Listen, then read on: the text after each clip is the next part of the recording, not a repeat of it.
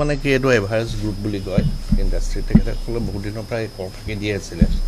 আমি এইটো চালোঁ, মানে পুংখানুপুংখৰূপে চালোঁ, চাই পেলাই আমি তেনেকৈ তেওঁলোকৰ ওচৰলৈ আহিলোঁ। আহি পেলাই তেওঁলোকক এতিয়া নথি পত্ৰবিলাক আমি চাই আছোঁ, বৰ্তমান পৰ্যবেক্ষণ কৰি আছোঁ।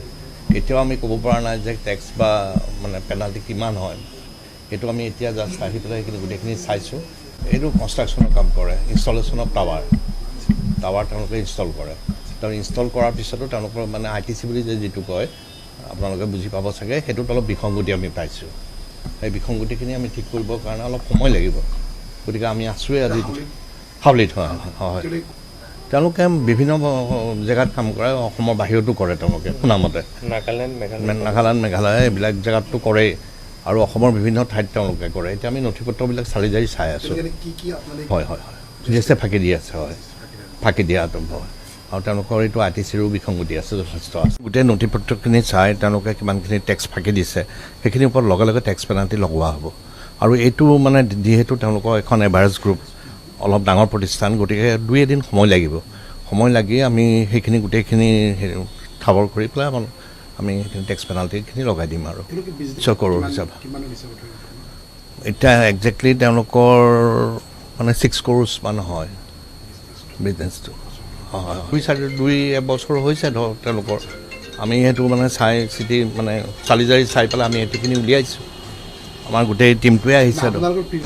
হয়, ধৰা পৰিছে এতিয়া আমাৰ মানে আয়ুক্ত মহোদয়ো যি মানে গুৱাহাটীৰ, তেওঁ যথেষ্ট জোৰ দি আছে এই ক্ষেত্ৰত, আৰু আমিও তেনেকৈ মানে নথি পত্ৰ পৰীক্ষা কৰিবলৈ আমি সেই নথি পত্ৰখিনি পৰীক্ষা কৰি আছোঁ মানে আমি আহি পাইছোঁহি। মানে ধৰক এঘণ্টামান হৈছে, গতিকে সময় কিছু লাগিব। দুপৰীয়া ভাগত হয়তো আৰু 4-5 ঘণ্টাৰ ভিতৰত গোটেইখিনি হ'ব। আৰু এতিয়া মানে তেওঁলোকে CA জন থাকে বাহিৰত, আৰু তেওঁলোকে মাতিছে, CA জন আহিলে আমি গোটেইখিনি আমি চাব পাৰিম। অভিযান মানে এইটো আমাৰতো ৰেগুলাৰ কামেই হয়। এইটো আমাক চৰকাৰে দায়িত্ব দিছে, সেইটো আমি দায়িত্ব মানে পালন কৰি আছোঁ। আৰু গোটেই অসম, গোটেই ভাৰততে চলি আছে। আৰু যিহেতু GST মানে আমাৰ যিটো মানে ৰেভিনিউ কালেকশ্যন চৰকাৰৰ কাৰণে, সেইটো মেইনলি টেক্সেশ্যন ডিপাৰ্টমেণ্টে দিয়ে। চ' সেইটো মানে ফাঁকি দিয়াটো আমি নৰ্মেলি হ'ব নিদিওঁ, আৰু যিখিনি বাৰু আমি আমাৰ ফালৰ পৰা মানে চলাই যাম। তো GST ডিপাৰ্টমেণ্ট সদায় তৎপৰ আছে। আমি আমাৰ ফালৰ পৰা 100% আমি কাম কৰি আছোঁ, আৰু গোটেই অসমতে আমাৰ ডিপাৰ্টমেণ্টখনে কৰি আছে কাম। তো আমি ইনভেষ্টিগেশ্যন মানে কি একচুৱেলি আমি যিটো ছিষ্টেমত আমি চাইছোঁ, সেইটো এতিয়াতো আমিতো কিয় যে প্ৰমাণ হোৱা নাই। চ' এমাউণ্ট আমি ক'ব নোৱাৰিম এতিয়াও, আৰু এওঁলোকে এতিয়াও মানে ডকুমেণ্টখিনি দিবলৈ বাকী আছে। ডকুমেণ্টখিনি দিয়াৰ পিছত আমি যিটো মানে উলিয়াইছোঁ হিচাপ, তাৰ লগতে মিলাই চাম, তাৰপিছতে আমি একজেক্ট এমাউণ্টটো আমি ক'ব পাৰিম। ইনপুট টেক্স ক্ৰেডিট বুলি যিটো কয়, হয়, মানে কি আল্টিমেটলি মানে কি GST ফাঁকিয়ে হয়। চ' সেনেকুৱা আমি সন্দেহ মানে আছে আমাৰ, সেইকাৰণে আমি ইয়াতে মানে অভিযান এটা চলাই আছোঁ।